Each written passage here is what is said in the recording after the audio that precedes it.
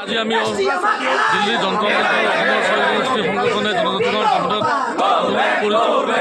আপোনালোকে জানে যে বছৰ চৰকাৰখনে আমাৰ যি এছ টি দাবী পূৰণ কৰা নাই গতিকে আজি বিশেষবাৰ দিল্লীত আহি ছয় জনগোষ্ঠী ছয় অসমৰ মুখ্যমন্ত্ৰী ভাৰতৰ প্ৰধানমন্ত্ৰী দিব ধৰিছে আগন্তুক বিধানসভা নিৰ্বাচনৰ আগত যদি কৰে তেতিয়াহ'লে অসমত আমি ভয়াৱহ পৰিস্থিতিৰ সৃষ্টি কৰিম।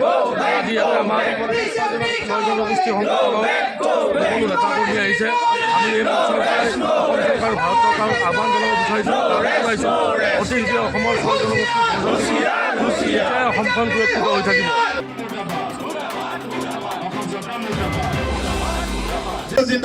অসমৰ ছয় জনগোষ্ঠীক জনজাতিকৰণ প্ৰদান কৰিম বুলি শাসনৰ গাদীলৈ অহা বিজেপি নেতৃত্বাধীন চৰকাৰখনে আজি 10 বছৰে অসমৰ ছয় জনগোষ্ঠীক প্ৰতাৰণা কৰি আহিছে।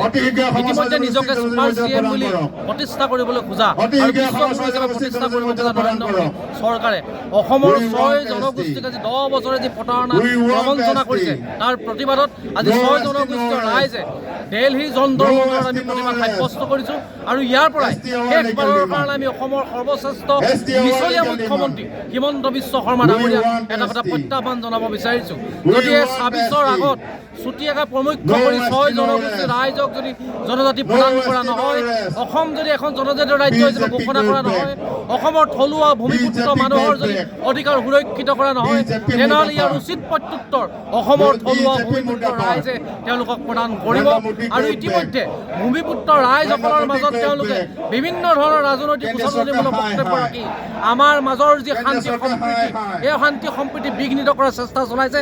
তাৰ কাৰণে হিমন্ত বিশ্ব শৰ্মা চৰকাৰক আমি সকিয়নি প্ৰদান কৰিছোঁ আৰু 2026ৰ আগত আমাক জনজাতীয় মৰ্যাদা প্ৰদান নকৰিলে তাৰ উচিত প্ৰত্যুত্তৰ দিবৰ কাৰণে ছয় জনগোষ্ঠীৰ ৰাইজ ইতিমধ্যে সাজু হৈছে।